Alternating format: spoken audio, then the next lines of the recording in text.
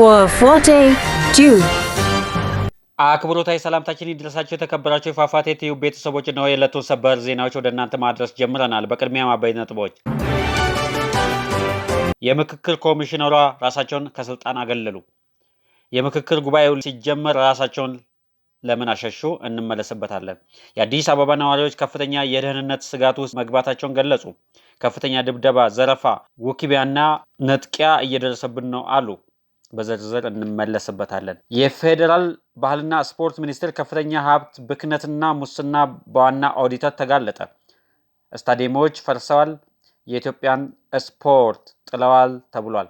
እንመለስበታለን። ጄኔራሉ በሌሉበት የሞት ፍርድ ተፈረደባቸው። ጄኔራሉና ወንድሞቻቸው ጨምሮ 16 ሰዎች ላይ የሞት ፍርድ ተፈርዷል። እናየዋለን። ጠቅላይ ሚኒስትሩ ዘረኛ መልእክት በማስተላለፍ ህዝቦችን እያጋጩ ነው ሲሉ የህወሓት ባለስልጣናት ተናግረዋል። አድማጮቻችን፣ ተመልካቾቻችን ለቻናሉ አዲስ የሆናችሁ ሰብስክራይብ በማድረግ ይቀላቀሉ። መረጃው ለሌሎች እንዲደርስ ላይክ፣ ሼር በማድረግ ይተባበሩን። የምክክር ኮሚሽነሯ ራሳቸውን አገለሉ። የምክክር ጉባኤው በሚጀምርበት ቀን ኮሚሽነሯ ራሳቸውን ከኃላፊነት አገለሉ። የኢትዮጵያ ሀገራዊ ምክክር ኮሚሽን ከተሾሙ 11 አባል ኮሚሽነሮች መካከል አንዷ የሆኑት ኮሚሽነር ብሌን ገብረመድህን በግል ጉዳይ ምክንያት በገዛ ፈቃዳቸው ከኮሚሽኑ ኃላፊነታቸው መልቀቃቸውን ዋዜማ ሬዲዮ ዘግቧል። ኮሚሽኑ በቅርቡ በህዝብ መገናኛ ብዙሃን በቀጥታ በተላለፈው አጀንዳ ማስተዋወቅ ፕሮግራም እና ቅድመ ዝግጅት ላይ ሳይሳተፉ መቅረታቸው ታውቋል። ከዚህ ቀደም ከአንድ ዓመት በፊት ኮሚሽነር ተገኝ ወርቅ ጌጡ በፍቃዳቸው ኃላፊነታቸውን የለቀቁ ሲሆን ሌላኛው አባል ኮሚሽነር ዘገየ አስፋው ደግሞ ከ2 ወራት በፊት ከዚህ ዓለም በሞት መለየታቸው ይታወቃል። ኮሚሽኑ በእነዚህ ክፍት ቦታዎች ምትክ አዳዲስ ተተኪዎች እንዲሾሙለት ለህዝብ ተወካዮች ምክር ቤት ያቀረበው ጥያቄ ባለመኖሩ በቀጣዮቹ ወራት የሚከናወኑት ዋና ዋና ተግባራት በቀሪዎቹ 8 ኮሚሽነሮች ብቻ እንደሚመሩ ምንጮች ጠቁመዋል።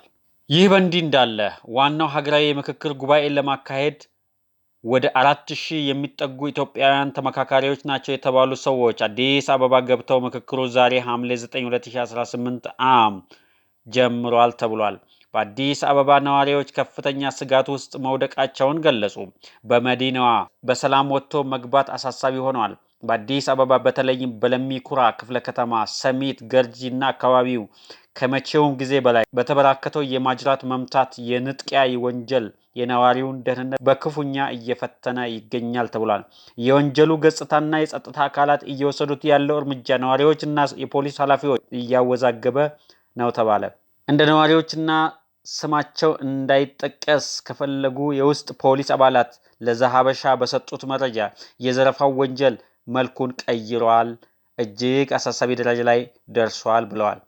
ለወትሮው በምሽት ይፈጸም የነበረው ማጅራት መምታት አሁን የክረምት መግባትንና የጠዋቱን ጨለማ እንደ ሽፋን በመጠቀም ወደ ማለዳ ተሸጋግሯል በማለት ገልጸዋል። የዚህ አዲስ የማለዳ ጥቃት ዋነኛ ሰለባ የሆኑት በጠዋት ወደ ቤተክርስቲያንና አንዳንድ አስቸኳይ ጉዳዮች የሚጓዙ አረጋውያን እናቶች ናቸው ተብሏል። ይህ በየዕለቱ እየተፈጸመ ያለ አስነዋሪ ድርጊት ቢሆንም የፖሊስ የበላይ ኃላፊዎች ችግሩን ለመፍታት ከማሰብ ይልቅ ጉዳዩን አድበስብሶ ማለፉን መርጠዋል የሚል ጠንካራ ወቀሳ ከውስጥ ምንጮች ቀርቧል።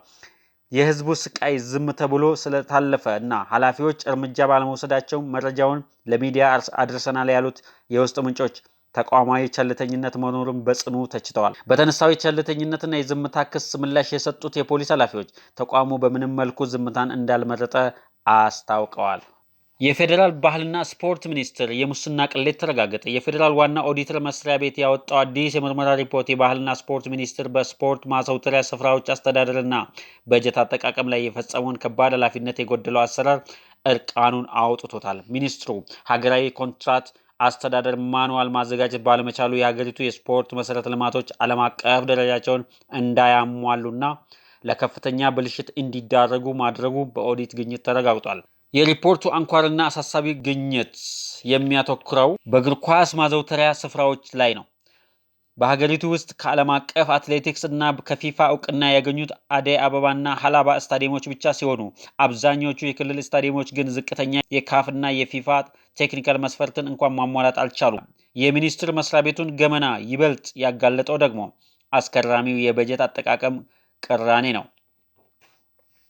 ተቋሙ በበጀት እጥረትና በዋጋ ግሽበት ምክንያት በባህር ዳር ስቴዲየም፣ በሐረር፣ ሰመራ እና በቤኒሻንጉል ጉሙዝ በሚገኙ ስታዲየሞች ግንባታቸው መጓተታቸውን እንደ ምክንያት ሲያቀርብ ቢቆይም በተግባር ግን በበጀት ዓመቱ ከተመደበለት የካፒታል በጀት ውስጥ 3.08 ቢሊዮን ብር ወይም 44.3% ስራ ላይ ሳይውል በካዝና ውስጥ አስቀምጦ ተገኝቷል።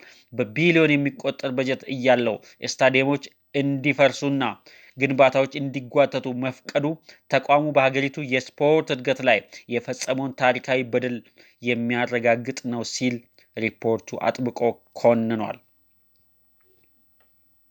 ጀነራሉ በሌሉበት የሞት ፍርድ ተፈረደባቸው። የሱዳን ፍርድ ቤት መሐመድ ሐምዳን ደጋሎ ሐሚቲን እና ወንድሞቹን ጨምሮ 16 የፈጥኖ ደራሽ ኃይል RSF አመራሮች በሌሉበት የሞት ፍርድ ቅጣት ፈረደ።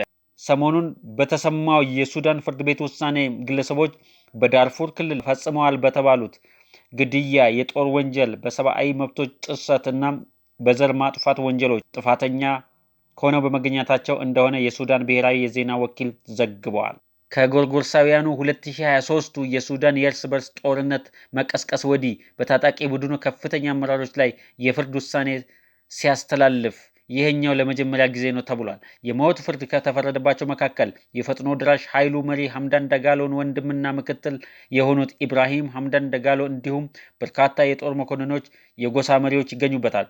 ፍርድ ቤቱ የቅጣት ውሳኔውን ለጠቅላይ ፍርድ ቤት እንደሚልክና ጥፋተኞችን በዓለም አቀፍ የፖሊስ ተቋም ኢንተርፖል በኩል ለማደን እንደሚንቀሳቀስ አስታውቋል።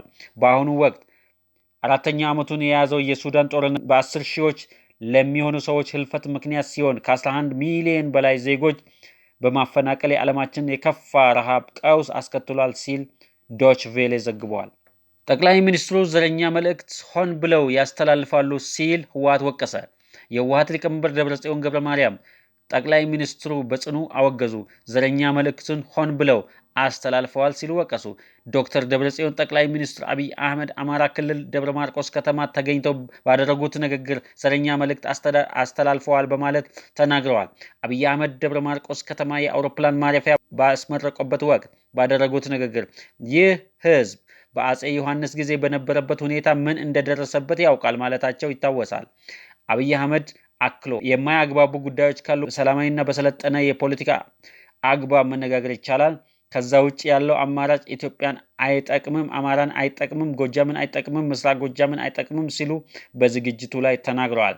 ይህን ገለጻቸውን ተከትሎ በአሁኑ ወቅት ትግራይ ክልል እየመሩ የሚገኙት ደብረጽዮን ገብረ ማርያም በህዝቦች መካከል ግጭትና አለመተማመን መፍጠር እንደ ቁልፍ የፖለቲካ መሳሪያ መጠቀም በስልጣን ለመቆየት የተጉ አካላት ባለፉት ዓመታት በአማራና ትግራይ ህዝቦች በማያባራ ግጭትና ቁርሾ ውስጥ ለማስገባት ያልተደረገ ጥረት ያልተፈነቀለ ድንጋይ የለም ብለዋል።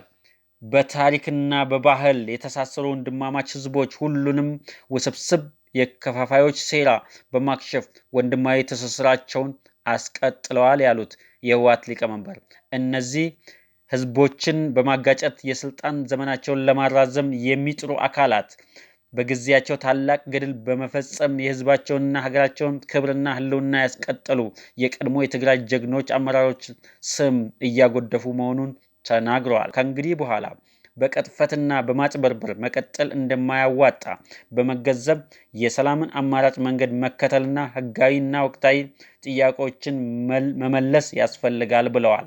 አድማጮቻችን፣ ተመልካቾቻችን ለቻናላችን አዲስ ከሆናችሁ ሰብስክራይብ በማድረግ ይቀላቀሉ። መረጃው ለሌሎች እንዲደርስ ላይክ፣ ሼር በማድረግ ይተባበሩን። ሰናይ ጊዜ